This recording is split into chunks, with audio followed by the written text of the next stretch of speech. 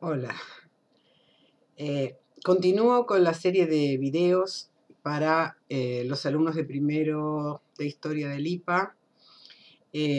Este video que voy a empezar ahora, no sé si lo voy a lograr terminar en uno solo, habla de la crisis de la polis, del sistema de polis en las ciudades griegas, fundamentalmente la crisis de Atenas, que es el caso que estudiamos más directamente. Esto va a empezar a procesarse en las últimas décadas del siglo V, va a ser desencadenado en Atenas por la guerra del Peloponeso, que es el gran conflicto que enfrenta a Esparta y Atenas a partir de 431, y que conlleva otra serie de procesos que tienen relación con la pérdida de la hegemonía ateniense y el debilitamiento del sistema democrático. Esa pérdida de hegemonía también lleva al crecimiento de otros centros de poder, algunos que siempre habían existido, como el caso de Esparta, pero que al salir vencedora en esa gran contienda contra Atenas, termina también por ganar, digamos, una pulseada respecto al régimen político. Se empiezan a instalar bajo su influencia, digamos, y también siguiendo la tradición de otras ciudades más aristocráticas, como la de Tebas, o más oligárquicas. Se empiezan a instalar sistemas diferentes, sistemas oligárquicos. Incluso en la misma Atenas, la democracia va a pasar por una ruptura importante a fin de siglo, después se va a recuperar, pero ya no va a ser la democracia esa que se llama, los historiadores llaman radical, del periodo de Pericles, o sea, del pleno siglo V, sino una democracia con más desigualdades, con un cuerpo cívico decaído, con menos ciudadanos, y que abre paso, de alguna manera, a la hegemonía de Macedonia y cierra el periodo de la Grecia clásica, para dar paso a lo que sería el periodo helenístico. De modo que podríamos decir que con el comienzo de la guerra del Peloponeso termina la Pentecotesia, ese periodo de los 50 años que van desde la victoria de Salamina hasta el comienzo de la guerra del Peloponeso, o sea, 480 o 479 si queremos con Platea, hasta el 431, que coinciden con el gobierno de Pericles, reelecto estratega con ciertas pocos años de excepción durante 30 años, y que conforman el momento de esplendor de Atenas, el momento de apogeo de la democracia ateniense, con sus limitaciones, ¿verdad? Pero en el que el cuerpo de ciudadanos comienza siendo, digamos, a mediados de siglo de unos 30.000, sobre una población de unos 400.000, todas figuras con pinzas, y termina siendo, después de el decreto de Pericles de reducción de la ciudadanía a ser hijo de padre y madre ateniense, a 15.000 ciudadanos. Pero la vamos a ver hacia fines de siglo muy menguada. Ya vamos a ver eso. Sobre las causas de la guerra del Peloponeso hay muy pocas dudas en cuanto a las causas de fondo.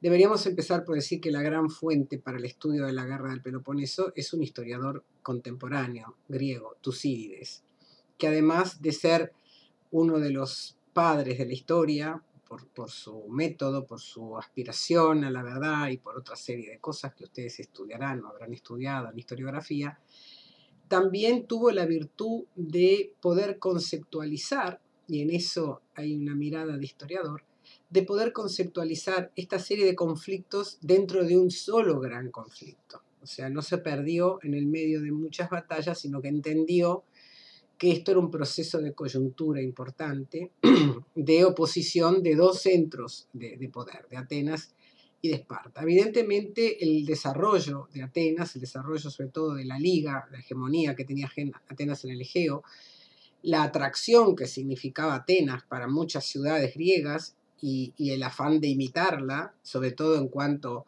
al régimen político, era una amenaza para el régimen espartano, ¿verdad? Que era un régimen fuertemente oligárquico. Así que allí habría como de alguna manera que buscar una de las causas más profundas. También estaba Tebas, una ciudad de Beocia que estaba creciendo y que veía la amenaza del expansionismo ateniense. Lo cierto es que hubo toda una serie de conflictos ya temprano, a partir de 460, cuando recién está apuntando Pericles por ahí, que algunos historiadores incluso le llaman a esa serie de conflictos que avanzan como hasta el 446, por ahí, como Primera Guerra del Peloponeso. Y que se cerraron con una paz que se pactó por 30 años y que no se cumplió, no se respetó.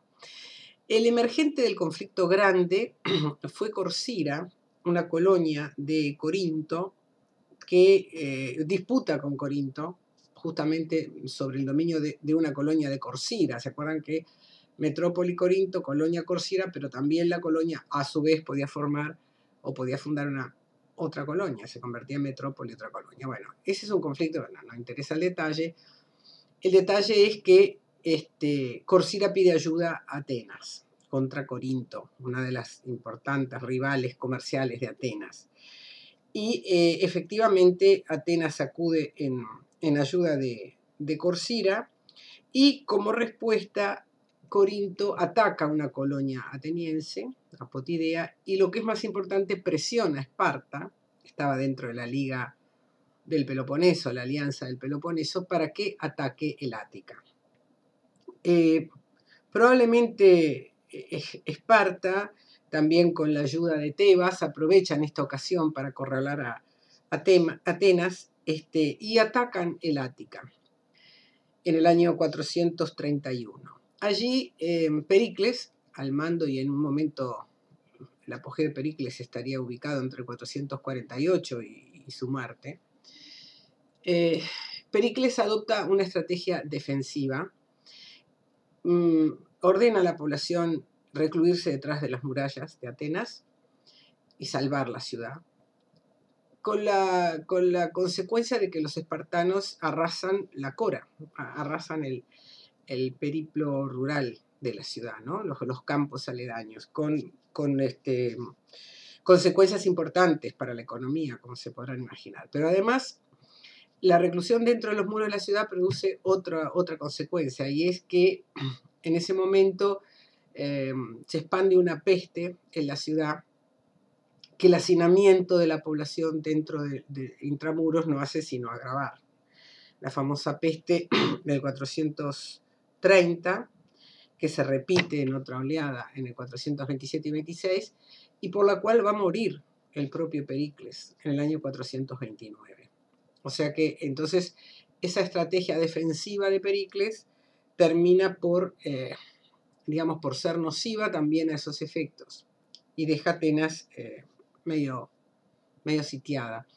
A propósito, hay que leer, esto es insustituible, el discurso que escribe Tucídides, que era del círculo cercano a Pericles, y que pone en boca de Pericles, pronunciado supuestamente a la llegada de los primeros muertos de la guerra del Peloponeso, o sea, situándonos ahí en el 430.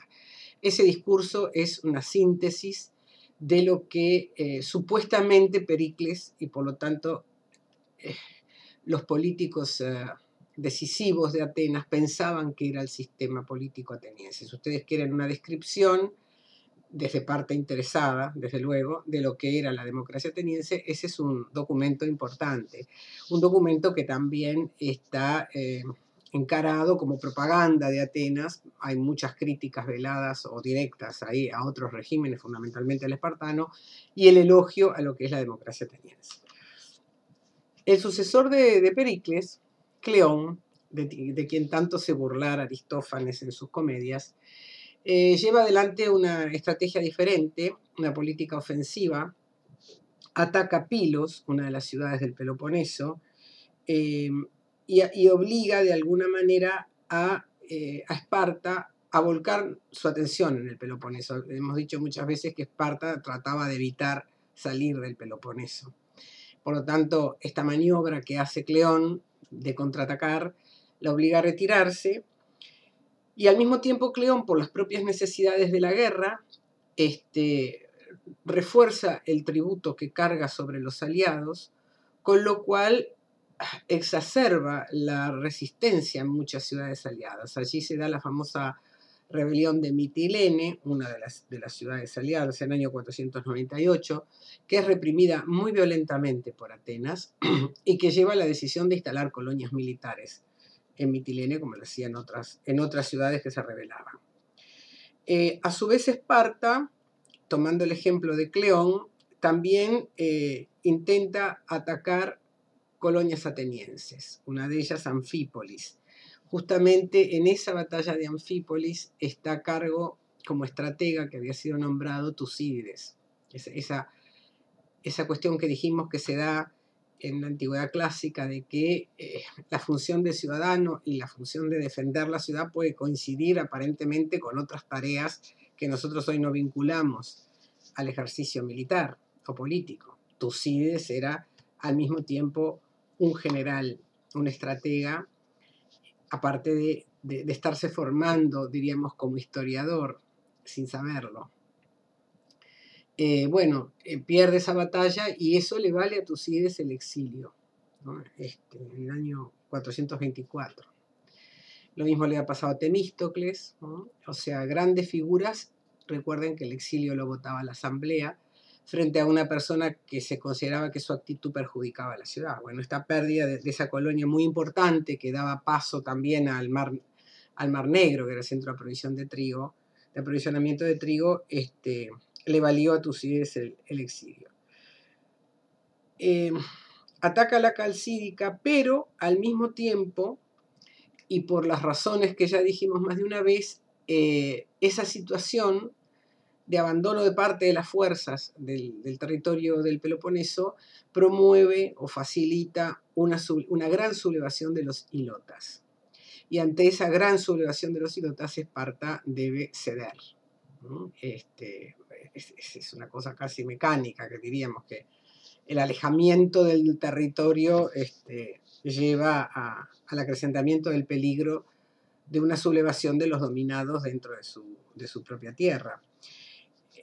De esta manera las dos ciudades están en situación difícil y esto es lo que permite llegar a una paz, la llamada paz de Nicias, por el nombre de uno de los generales atenienses, y por el cual se devuelven las conquistas que cada uno había hecho de la otra y se llega como una especie de statu quo que se suponía que iba a durar muchos años, pero duró muy pocos. Esta paz es del año 421, creo, si no me olvido, sí, 421. Apenas 6 años después, otro incidente cataliza un segundo conflicto. Este es una de las colonias también de Sicilia, Segeste, que pide ayuda a Atenas contra su metrópoli, Siracusa, que era aliada de Corinto y de Esparta. Estamos hablando de Sicilia. En este momento en Atenas ya no hay un gran liderazgo. De alguna forma se apodera de la asamblea un joven brillante, sobrino de Pericles, un individuo muy maquiavélico, diríamos hoy modernamente, de lo que llamaríamos la juventud dorada ateniense, educado por los sofistas, muy hermoso, decían que era el hombre más hermoso de Atenas, se cuentan todo tipo de historias sobre él. Y este individuo, con una gran capacidad oratoria, convence a la asamblea de que Atenas debe ayudar a Segesta y que obviamente Sicilia era un territorio riquísimo y beneficiarse entonces de ese nuevo contacto con Sicilia. Contra la opinión de Nicias y de otros estrategas, la asamblea vota esta expedición a Sicilia, que incluye 30.000 hombres, una cantidad tremenda, 130 barcos, y que termina siendo un verdadero desastre para Atenas, ¿no? O sea, la flota es derrotada, el ejército de tierra, miles de muertos. En el medio Alcibíades es reclamado en Atenas porque se acusaba de la mutilación de unos ídolos. Bueno, huye, no va a Atenas, se va a Esparta, traiciona a Atenas, delata las operaciones que va a hacer el ejército ateniense, con lo cual facilita la victoria de los espartanos.